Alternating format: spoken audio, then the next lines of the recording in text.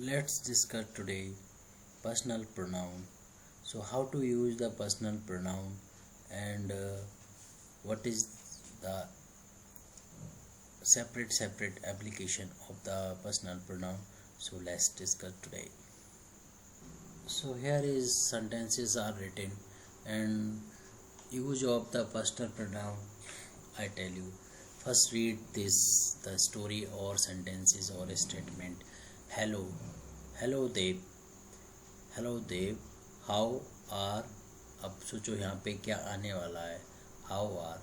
Hello देव, कैसे हो, तो सामने वाला पर्सन आप या तुम बोलते हैं, तो hello Dev, how are you, यानी आप कैसे हैं, तो हाउ आर यू। यहाँ पे हमने यू को फिल किया।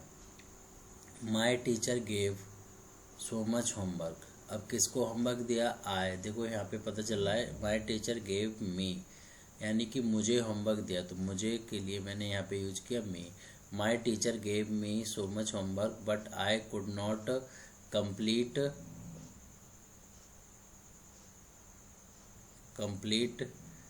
It work.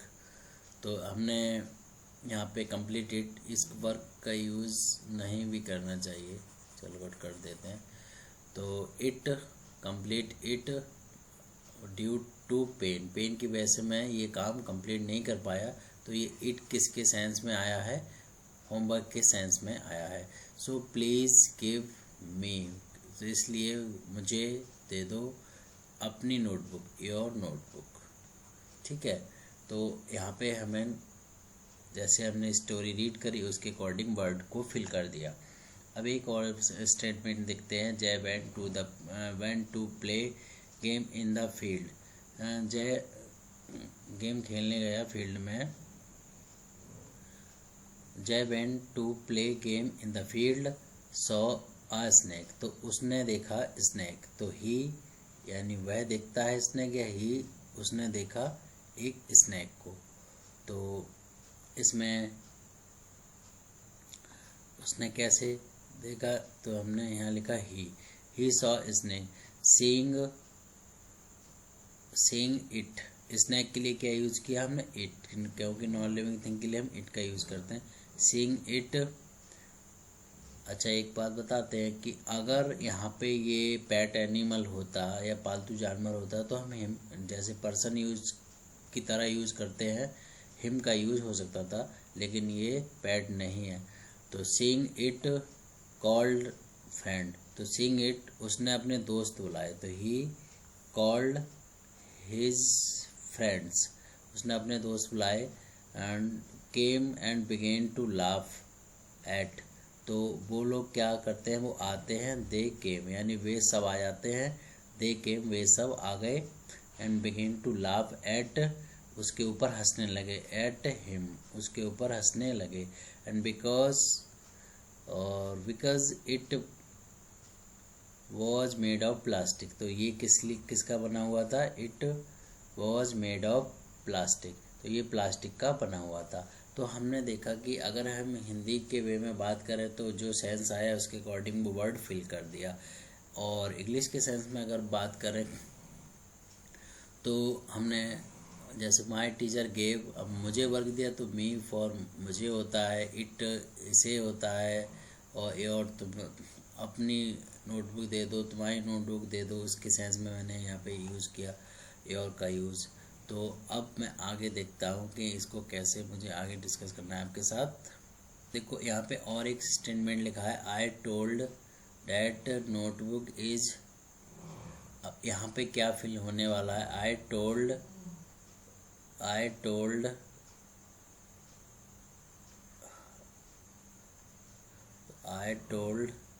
हर, मैंने उसे बताया, डैट नोटबुक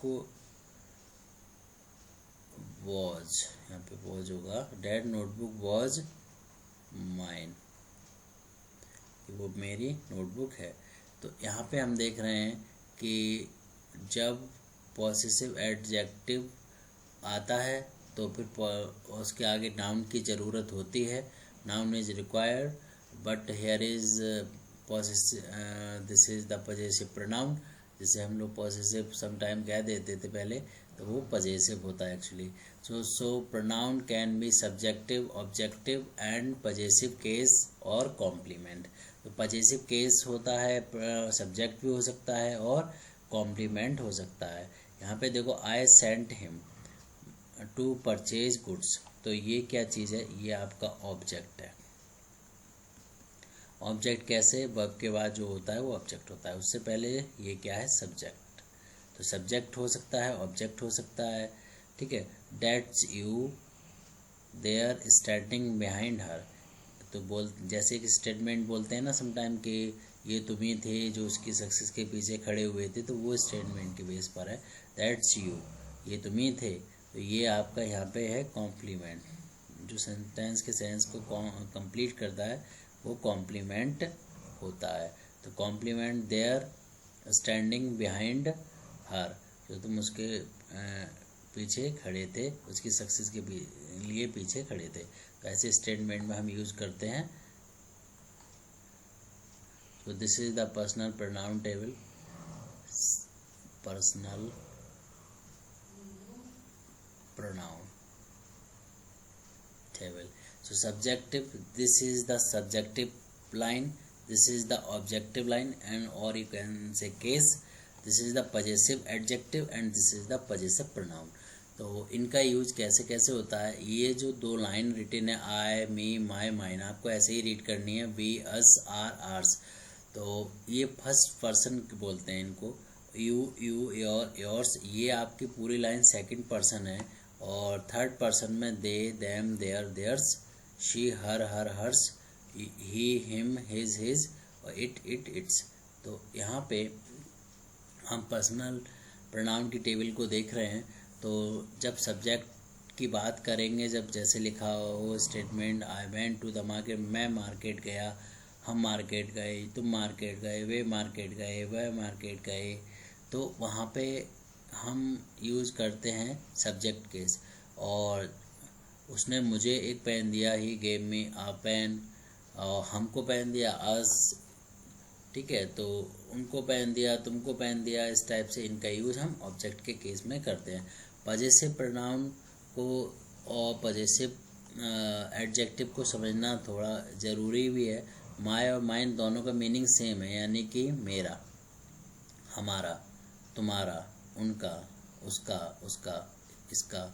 तो ये हमारा पजेसिव का यूज़ कैसे होगा, इसके लिए एक दो स्टेटमेंट में हम समझने का कोशिश करते हैं कि कैसे हम इसको यूज़ करेंगे।